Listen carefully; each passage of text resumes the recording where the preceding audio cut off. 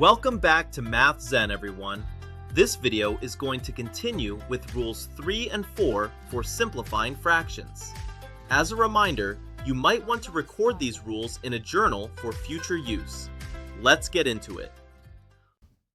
Alrighty, let's go ahead now and take a look at rule number 3 of our Simplifying Fractions mini-series.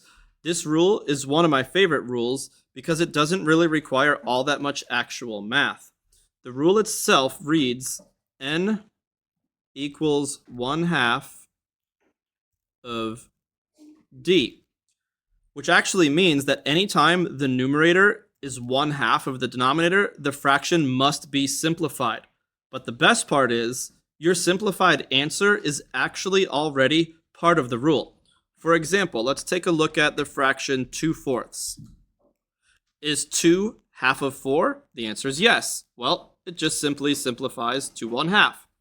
We could also take a look at the fraction 5/10.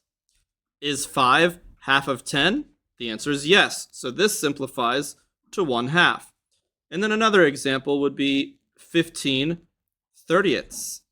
Is 15 half of 30? The answer is yes.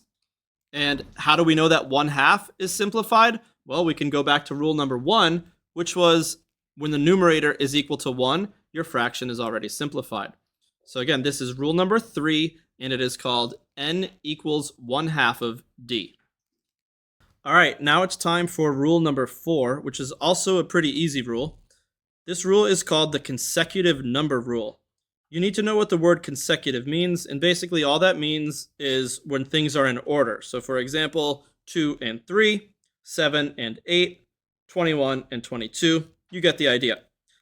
Now, we can apply this to fractions like this. So if we see a fraction like 5/6, or if we see a fraction like 10/11, or even 21/22, all of these fractions are already in lowest terms because they follow the consecutive number rule. So again, if you see any fraction that follows the order of 5/6, 10/11, 21/22, 6/7, your fraction is already done. Alright, that's it for rules 3 and 4. We're now halfway through our 8 rules for simplifying fractions. Stay tuned for rules 5 through 8. Until next time, don't forget to find your Math Zen.